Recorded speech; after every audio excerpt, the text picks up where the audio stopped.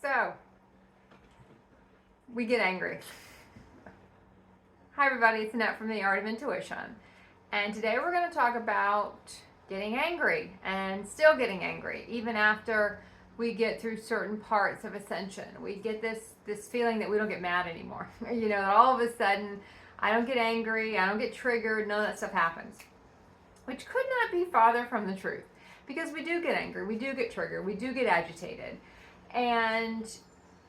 But what we can do is see how it happens, you know, and why it still happens, and where possibly there was a different route we could go. Where in our human consciousness, we can't really see that. You know, we can't really see all the things that led up to it, that we all the opportunities we had to fix it. You know, all the opportunities we had to pick a different timeline. I mean, that's probably a better word than fix it. Pick a different timeline. You know, we just kept trudging down the same one, and it might end up in kind of the whole situation blowing up, right? And one of the first things you're going to notice when you do postmortems on these things, which you do when you're ascended reality, because you don't understand why it's still happening. You know, why am I mad? Why did I let it get there?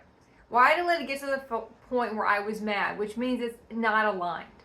You know, if you're blowing up and voices are getting raised and people are really, you know, that anger is coming up, it's because it's not aligned. And if it's not aligned, then that's our first problem. So when did it go off trail? When did we go off track? When did the whole reality take a turn? And a lot of times it's because we let the little things build up. And we let the little things build up in a sense of things were not equal. Things were not aligned. There was disrespect showing somewhere. There was disrespect in the reality, and it kept getting bigger and bigger and bigger until we got to the point where everything explodes. You know, you overlook something, you see someone doing something, you don't say anything, you know, you don't align it right then. So we sat there and go, it's okay, don't worry about it, I'll see what happens. And there are points in time where you can see if it aligns itself, but when you're dealing with people in a human consciousness, the only way normally this aligns itself is if it gets just taken out of your reality. Probably spoil the finale. And if it gets taken out of your reality, then it in itself aligns itself. But if it stays there, that means you need to align it. You know, it means your universe is telling you, no, we're not going to remove this person. We're not going to remove this situation. You need to align this. And that might be you removing it. And there's a difference between you removing it and then letting your universe remove it for you. And there's a slight difference there. In a sense, when I tell my universe, you know, I don't care, just take it out. You know, it can be a person, it can be whatever. I just align it, take it out, it doesn't matter. You really have to have nothing attached to it anymore. You really have to be done with the whole thing for that to work. If not, your universe is going to keep it there so you can continue to work through it because it hasn't fulfilled its purpose yet, which for you to work through whatever it is you're working through with the reality you created, right? So we created it, and we can get to certain points, we can just be exhausted from it, we've done everything we can do, and we get to this point, we'll say, just take it out. I don't care, take it out. But normally, I will tell you, unless we are 100% done, that does not work. The universe is going to keep it there, and it'll start upping the ante on it, you know? It'll all of a sudden say, oh, okay, so you don't want to deal with it, so let me make something more disrespectful happen. Let me just let it go farther and farther and farther and farther. And then we get to the next part of the reality where it's like the straw that broke the camel's back. It's just one more thing. And normally, from what I have found when this happens, you kind of break one of the cardinal rules of ascension, which, you know, a lot of people talk about the book, I think it was Four Agreements. One of us, don't make assumptions. And because the track record that was not aligned before has built up to all this stuff, one more thing happens that we immediately make assumptions about why it happened. Because we've seen so much disrespect in the reality already that we don't even, in a sense, care if what we're seeing now is how we're assuming it's going down. We just need that push, right? So we create the scenario and say, okay, no, now this happened because this person did all these things, which we don't we're just assuming all that because of past behavior. It goes back into don't assume the same thing, because if you do, you create the reality. And that's kind of what's happening here. We assume the same thing's happening again, and we now create it to happen again, and now we're back in the cycle again. And we get to this point where it's kind of the straw that broke the camel's back, it's that one thing. And even though most of it, by the time we get to this point, a lot of times we're just creating it ourselves in a sense. We don't even care what happened anymore. We're just so angry about the other 18 things that happened that we did not do anything about, that we get to this point where we're like, holy shit, I'm so mad right now. I can't even see straight.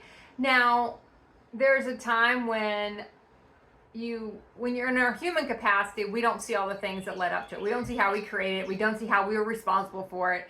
We don't see all the missed opportunities. We just will lash out at the person in front of us. That's what our human does to try to either get rid of it. That's our human's vision of aligning it in a sense. It's a flawed vision, but at least it's a conscious act. We start doing something because we're just so agitated about the reality. We want to do something about it.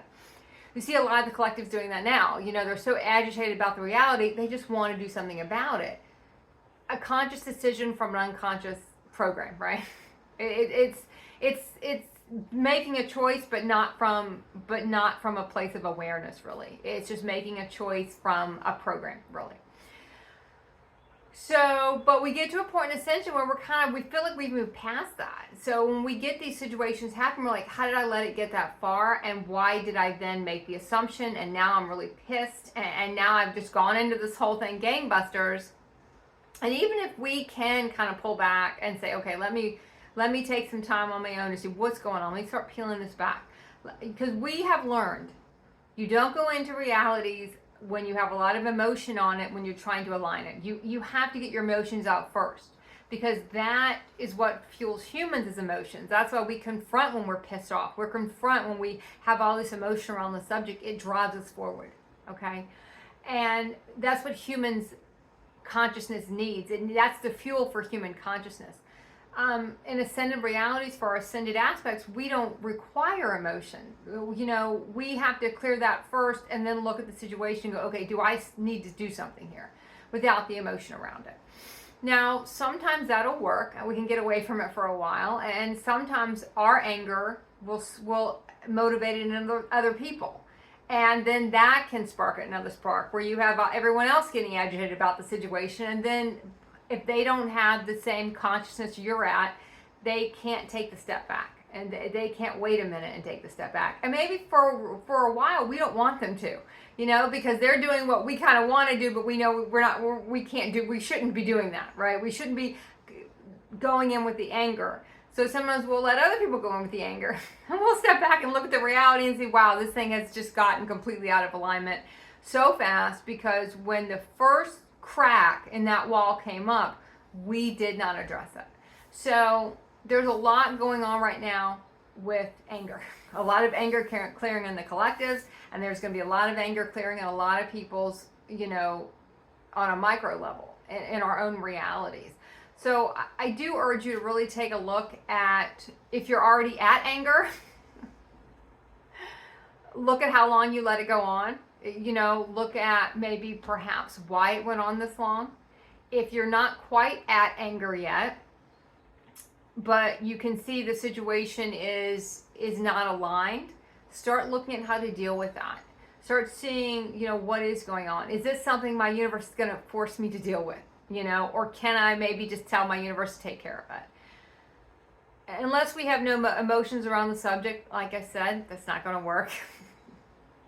And normally when we get to certain parts of ascension, it doesn't really work that well anymore, because we're really forced to deal with everything. And then you get to another part where the universe will kind of align things for you. Like, I did ask my universe to align this, and it did get aligned, but it got aligned after a lot of that emotion was already, the whole thing had already gone sideways, and anger and blow-ups, and the whole thing had gone a separate way by the time that had happened. Because at that point now, the reality serves no purpose anymore, in a sense. We've already got to that point. We can get to that point on our own, and clear it on our own, or we can wait till the anger comes up. I mean, that's how our human consciousness clears that. That's how our human consciousness clears those emotions, by blowing up, you know, in a sense. And that's what, in our ascended consciousness, we don't need that reality. You know, we talk a lot about we don't need the physical reality. That's what we mean. We don't have to let it get there. We don't have to let it go there. We can stop it before it goes there. But in a lot of cases, if we don't see the signs that that's where we're heading, because we don't want to deal with it. And that's really the root of any time we blow up about something, or we get so, I think my words were, I'm so mad I can't even see straight. That's what my words were the other day. And I remember when I said it, I was like, boy, I'm not supposed to be this way. You know, because we do have this thing, though, we're not supposed to have these emotions anymore. And it's not so much these emotions don't come up, how do we deal with them? And can we take a step back and go, okay, how did we get here? You know, it's almost like the movies we watch where you're kind of at the end of the whole reality and you're seeing the ending, and then they do the flashback to explain how everybody got to where they were in the movie. And that's kind of what we need to do. We go, okay, how do we get here? Well, let's go back maybe 2 months or 2 weeks or 2 years and see, okay, how did we get to this moment?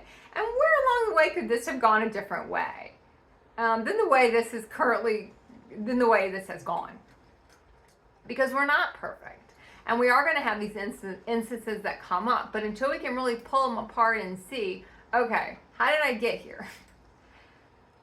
We don't really, that's how we learn how to create things and to align realities, and when to align them, and when the moment is there to align it, and when it's not anymore, and when the reality doesn't serve a purpose anymore, and when it does. And these are the things that we talk about, but we have to start putting them in practice. You know, we can't just talk about aligning a reality. We have to do it.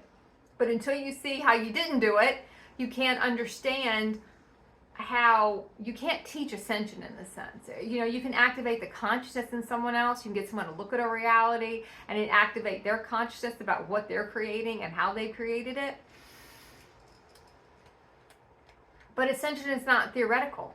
You know, it's practical. You have to actually get into it and look at it and go, okay, how did we get here? So even if I didn't like that we were there, I did appreciate the fact I could look back on it and see, okay, how did I get here? You know, let's flash back and see where in the sense did this go awry?